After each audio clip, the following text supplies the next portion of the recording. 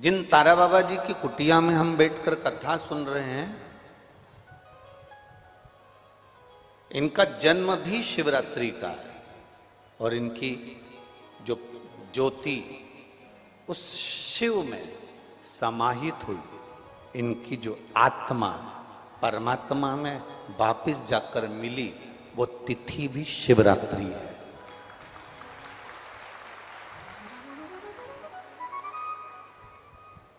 वो तिथि भी शिवरात्रि। इसलिए माघ की शिवरात्रि और फाल्गुन की शिवरात्रि, ये दोनों शिवरात्रि तारा बाबा की कुटिया में एक भव्यता के रूप में मनाई जाती है। भव्यता।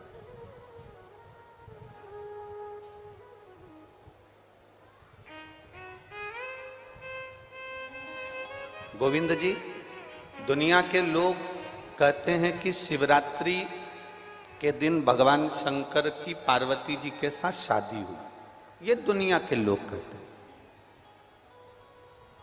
पर यदि जिसने शिव पुराण की कथा अगर अच्छे से सुनी हो और पढ़ी हो, तो शिव जी की शादी की जो तारीख है वो ये नहीं है।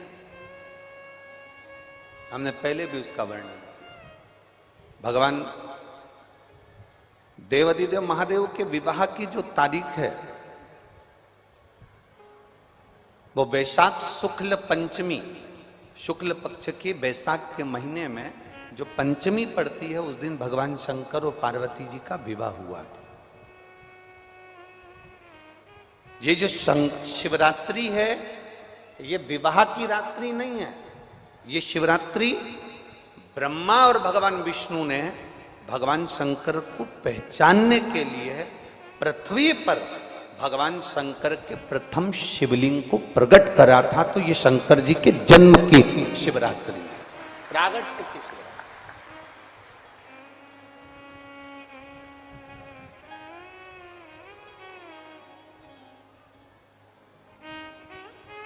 ये शिव जी के प्रागट्य की शिवरात्रि है। जैसे तारा बाबा जी का जो जन्म है वो शिवरात्रि का मान है। ये शिवरात्रि जो आएगी, माघ की शिवरात्रि, जो मूल शिवरात्रि होती है, जिस दिन शिवरात्रि के दिन भगवान ब्रह्मदेव और भगवान नारायण ने भगवान शंकर को एक पर्वत को घुमाकर उनके लिंग की आकृति, उनका स्वरूप प्रकट किया। उनका स्वरूप प्रकट किया, उनका जन्म। आपसे कोई पूछे कि शंकर जी का जन्म कब हुआ, तो आप बिल्कुल बेझिझक कह सकते हो शिवरात्रि के दिन, हैप्पी बर्थडे ने टू यू। उसमें तुम्हें सोचना नहीं है। भ्रम फैलाने वाले बहुत भ्रम फैलाते हैं। आपसे कोई पूछे तारा बाबा जी का जन्म कब हुआ, तो आप कह सकते हो शिवरात्रि के दिन हुआ। और आज इस व्यासपीठ से एक बात और कहना चाहेंगे, जिसको अपने जन्म की तारीख ना मालूम हो, जिसको अपने जन्म दिन ना मालूम हो, वो आप नियम बना लो कि आपका जन्मदिन भी शिवरात्रि के दिन ही हुआ है, पक्का। जब परब्रह्म परमेश्वर स्वयं देवाधिदेव महादेव शिवरात्रि के दिन प्रकट हो जाता है, उसका शिवलिंग, उसकी आकृति प्रकट हो जाती है। और ब्रह्मा जी ऊपर जाकर मालूम करते हैं, आकाश में बढ़ते जाते हैं, जाते जाते हैं, तो भी उनको शंकर भगवान के शिवलिंग का छोर नहीं मिलता। भगवान नारायण नीचे की ओर बढ़ते चले जाते हैं, पाताल की ओर, और उनके चरण नहीं मिलते, तब हार जाते हैं कि शंकर को पहचानना कठिन है।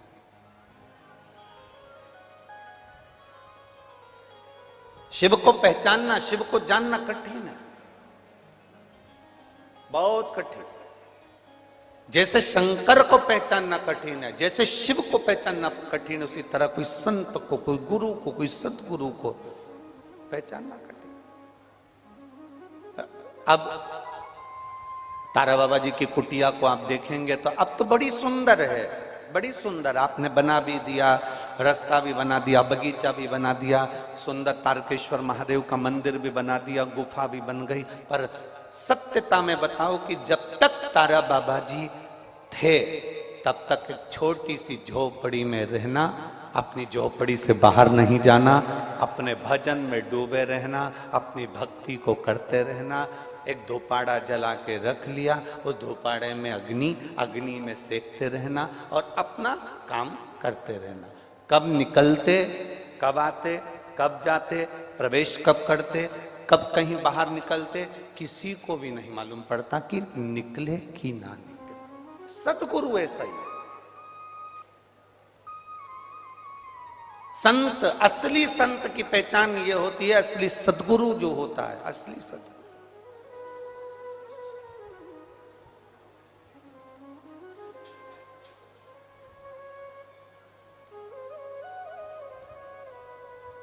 हमने यहां देखा तारा बाबा जी की कुटिया के बाहर से दर्शन कराते हैं, उनके समाधि स्थल के कराते हैं, बाहर से दर्शन, बाहर से दर्शन, समाधि स्थल का जो दर्शन कराते हैं बाहर से कराते हैं।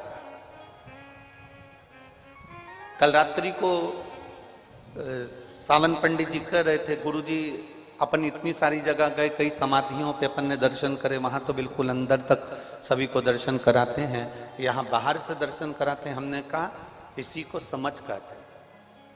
शिव महापुराण में एक वर्णन आता है, पशुपति नाथ का व्रत करो, 16 सोमवार का व्रत करो, सोमवार का व्रत करो, शिवरात्रि का व्रत करो, चतुर्थी का व्रत करो, तीज का व्रत करो, एकादशी का व्रत करो, पूर्णिमा का व्रत करो, आपका मन पड़े वो व्रत करो।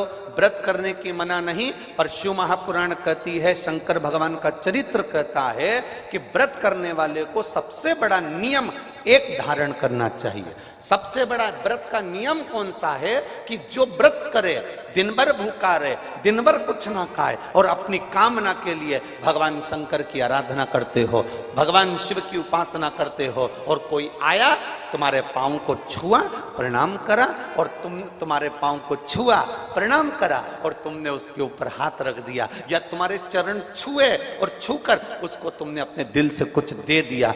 उसने चरण छुआ और तुम्हारे नीवी मुख से निकला, पर तुम्हारे चरण को अगर उसने व्रत वाले दिन हाथ लगा लिया तो समझ लेना कि तुमने जो दिन भर व्रत करा उस व्रत का पुण्य वो लेकर चले गया,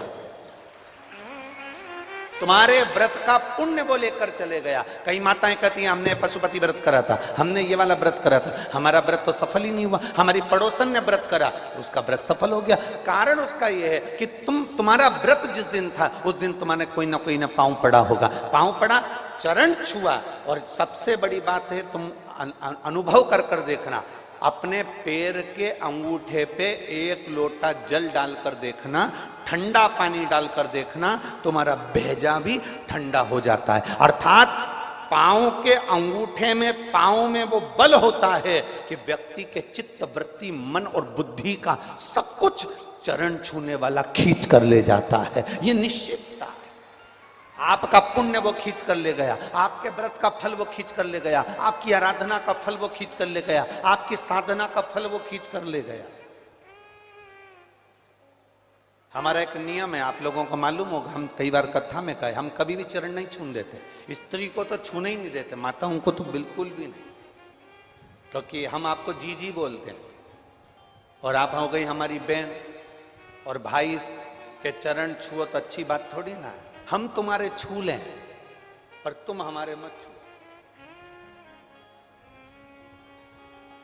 और हम जितने भी भाई लोग बैठते हैं इनको जीजा कहते हैं, इनसे हम हमारे चरण छुआ लेते हैं, क्योंकि जीजा और साले की चल जाती है, इनकी और हमारी चल जाती, तुम्हारी नहीं चलेगी। चरण की बड़ी मात। व्रत करने वाली माता चाहे उपास कर रही हो, साधना कर रही हो, नियम धारण करी हुई है, जिस दिन तुम्हारा व्रत है, एकादशी का व्रत है, उस दिन अपने पांव को हाथ मत लगाने दो। जिस दिन तुम्हारा पशुपति व्रत है उस दिन तुम्हारे चरण को कोई को छूने मत दो। जिस दिन तुम्हारा 16 सोमवार का व्रत है उस दिन आपके चरण को कोई हाथ ना लगाए, आपको प्रणाम कोई ना करे, दूर से प्रणाम करे, दूर से दंडवत करे, दूर से वो नमन करके चले जाए, पर नजदीक से नहीं, उसको छू कर नहीं। हमारा पूरा पुण्य वो खींच कर लेगा, पूरा।